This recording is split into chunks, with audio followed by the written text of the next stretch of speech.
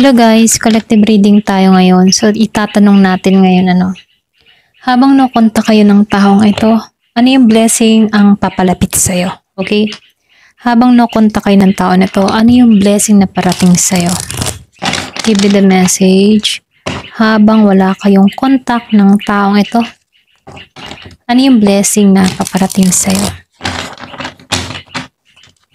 Be open-minded po, hindi halos lahat makaresonate. Thank you nga po pala sa mga nagsusubscribe, sa mga bumabalik. Maraming salamat. Give me the message. Habang wala kayong contact ng tao na to, ano yung blessing na parating sa'yo? Give me the message.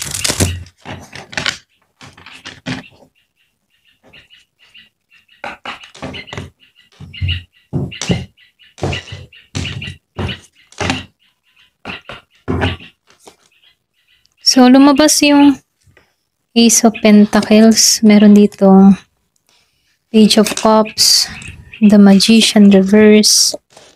So, dito lumabas ang Nine of Cups. Merong The Hermit.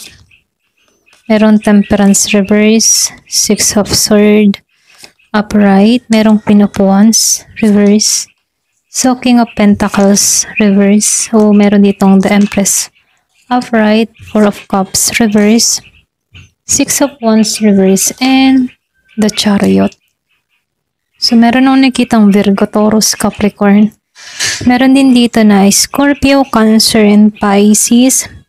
Merong Virgo, malakas. Merong Gemini, merong Sagittarius, merong Aquarius and Libra. Meron ding Aries, Leo, Sagittarius, Scorpio, Cancer, and Pisces.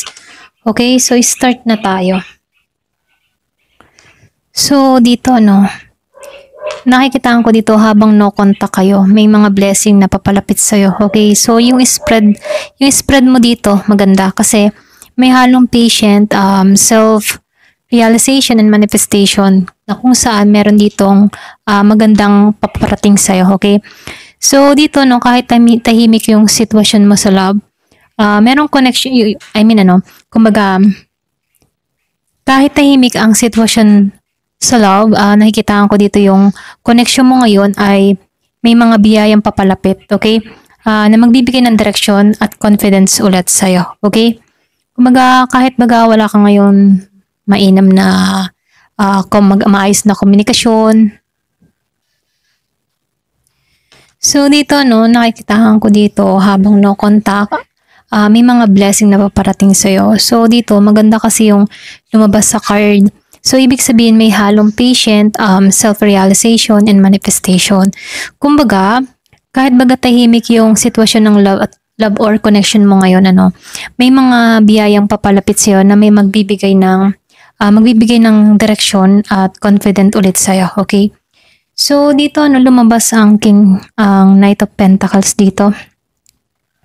So, ito yung unang energy ng blessing, okay? Slow but steady yung progress. So, habang tahimik yung love life mo at no contact unti-unti kang ginagabayan para bumuo ka ng stability para sa sarili mo.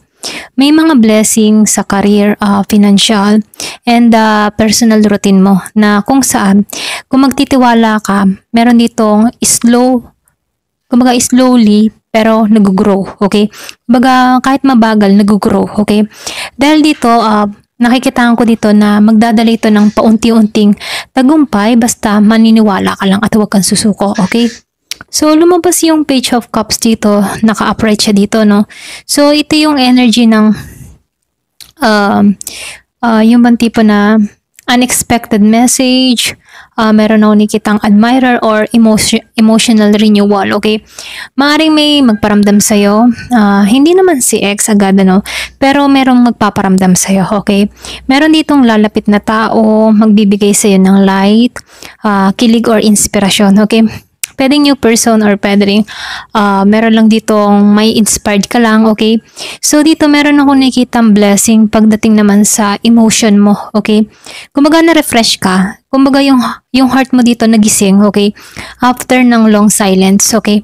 So, lumabas yung The Magician Reverse dito. So, ibig sabihin, mayroong warning sa blessing yung iba sa inyo. Pinapaalala dito na huwag mong hayaan yung self-doubt mo, okay? O yung pakaramdam na wala kang control. So dito, ang totoo dito no sa The Magician, may kakayahan ka pa rin na mag-manifest ng nanais mo. Kailangan mo lamang dito yung maging klaro kasi iniisip mo. Kasi kapag ikaw ay may pag-aalinlangan, no, dyan bumabagal yung manifestation. So, dahil lumabas siyang naka-reverse, no, ito'y tanda na darating yung pagkakataon. Pero, kailangan mong gamitin ito ng may tiwala sa sarili mo. So, yung lesson dito ay kailangan mong matutunan na maniwala sa magic, okay?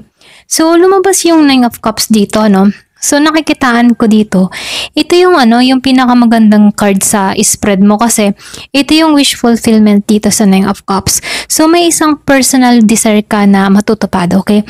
Maaring may kinalaman sa emotional healing or recognition or pagbabalik sa self-love mo, okay?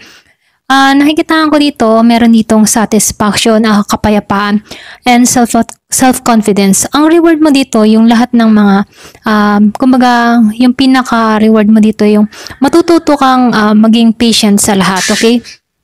Ayan, pasensya sa ingay. So, dito sa The Hermit upright, habang no-contact nakikitaan ko dito sa The Hermit, meron pa rin blessing na darating sa'yo. Okay, disguise nga lamang to, kumbaga, pwedeng hindi inaasahan or pwedeng meron munang problema bago dumating yung biyaya. Okay, so ganun yung energy nito. So, dito, ito yung panahon ng deep spiritual growth. Kumbaga, nagiging mas matalino, mas matatag ka, at mas marunong kang kumilala ng totoo mong pangailangan, okay? So, nakikitaan ko dito yung pinaka-blessing na nakakamit mo dito sa The Hermit, yung bang tipo na nagkakaroon ka ng inner guidance na matutuklasan mo na kaya mong tumayo kahit walang validation ng iba, okay? So, dito, lumabas tong Temperance reverse. Ayan. So, nakikitaan ko dito, ito naman yung imbalance energy. Kumbaga, paalala ng universe na huwag mong ubusin yung sarili sa kahihintay or kakaisip lang, So, kapag nararamdaman mong drain ka, di magpahinga ka, okay? Kumbaga, yung blessing dito, magiging aware ka, magkakaroon ka ng pagkakataon na ayusin yung rhythm mo, okay? Lalo-lalo na sa life mo. So, matututunan mong ilagay yung energy mo sa tamang tao at bagay, okay? So, lumabas yung Six of Swords upright dito, So, ito yung transition ng blessing, kumbaga, Kung dati, nakikita ko dito masakit, magulo, papalapit na yung panahon na calm water, kumbaga, palapit na yung panahon na kakalma din yung tubig para sa'yo, Parang, magiging maayos din kung dito sa Six of Swords, parang ang daming problema tulad ng alon ng tubig. Pero dito, darating din yung araw na magiging panatag yung daloy ng tubig sa'yo. Okay? So, dito, nakikitaan ko dito na ito yung sinyalis na unti-unti kang makaka-moving forward, okay? So, emotionally at mentally. So, yung pinaka-blessing dito, mahanap mo yung kapayapaan mo. Aalisin ka sa alon ng pagkalito, okay? So, papunta ka sa kalmadong direksyon, lalo-lalo na sa life mo, okay? Dito, sa Queen of Wands, nakikitaan ko dito, isa itong shadow card, okay? Na nagpapakita ng self-esteem issue or pagod na sa motivation, okay? Ngunit dahil nasa gitna ka ng pagsubok, ibig sabihin, ang blessing na paparating ay babalik na, okay? Kumbaga, pinakababalik sa'yo dito ay yung passion mo, yung fire mo, yung pagnanais mo sa pagbabago or sa mga nais mong makamtan dito. Kumbaga, ibabalik dito yung katatagan mo kasi lumabas siyang naka-reverse dito sa Queen of Wands. Kumbaga, nakikitaan ko dito, yung iba sa inyo pwedeng matamlay ka, wala kang inspirasyon or parang nakakaramdam ka ng kalungkutan. Pero dahil meron ditong pagbabago, ibabalik sa'yo dito yung fire, yung nais mo, yung passion mo. Kumbaga, yung blessing dito, nakikitaan ko dito na pagbabalik ng dating ikaw, okay? Pagbabalik ng iyong karisma. Mga ganyan, So, dito, lumabas yung King of Pentacles reverse. So, dito, ito naman yung financial reset, okay? Kumbaga, may mga, yung matipa na nakaranas ka ng struggle sa past, so, unstable yung income yung mga unstable yung income na unti-unting iaayos or unti-unting maayos, ganun. So, dito, kung dati parang kontrolado ka ng iba or yung stability mo, ngayon, ikaw na yung magtataglay ng disiplina para sa sarili mo. So, yung blessing dito, nagiging kang independent at maturity ka pagdating sa pera o sa trabaho, okay? Nagmamatured ka. kumbaga. So dito no sa The Empress, dahil lumabas siya ng naka-upright, ito yung major na, yung tipo na major blessing, okay? So nakikitaan ko dito, ito yung sagisag ng kasaganahan, self-love or healing or creation, ano. Ikaw yung makakapag-create ng mundong gusto mo, okay? So, ibig sabihin, darating yung panahon ng pag-aani ng lahat ng itinanim mong may effort, okay? Yung mga hirap, sakripisyo mo, aani ka ng tagumpay, okay? Sa love, pwede din itong emotional maturity or bagong relasyon na grounded na may respeto, okay? So, nakikitaan ko dito, pagdating naman sa karera, ito yung productivity at success, okay? So, nakikitaan ko dito, meron kang feminine power, okay? Kumbaga, meron kang katatagan, katapangan, very independent, and masagana, okay? So, lumabas yung Four of Cups. Naka-reverse siya dito, no? So, lumalabas dito yung emotional renewal. Kumbaga, sa blessing dito, no? Yung pagmulat muli ng puso mo, okay? Kung dati, parang wala ka ng gana, ngayon, nakakaramdam ka ng excitement, okay? Muli sa buhay, maaaring ito yung sign na may new emotional offer na papasok. Isang tao na pwedeng isang tao or hobby or proyekto na magpapasaya sa'yo ulit, okay? So, yung pinaka-blessing dito, yung nagising ka, okay? Kumbaga, ginising ka para magmahal muli, okay? So, ito lang nakikita ko dito, no? So, dito, lumabas yung Six of Wands and the Chariot, okay? So, dito sa Six of Wands, nakikitaan ko dito, ito yung quiet victory, okay? Sa Six of Wands. So, dito, ito yung pagtatagumpay ng tahimik. Kumbaga, hindi mo pa naririnig yung papuri ng iba, pero unti-unti kang nagtatagumpay, okay? May mga success na hindi mo pa napapansin, small win, kumbaga, ano? Pero patungo ka sa mas malaking blessing. So, dito merong recognition, okay? Recognition in silence, kumbaga, or pwede rin, kapag patuloy kang consistent sa ginagawa mo, makikita rin ng mundo yung tagumpay mo, okay? So, dito sa The Chariot, ano, lumabas siya ng naka-upright dito. So, ibig sabihin, final card na to.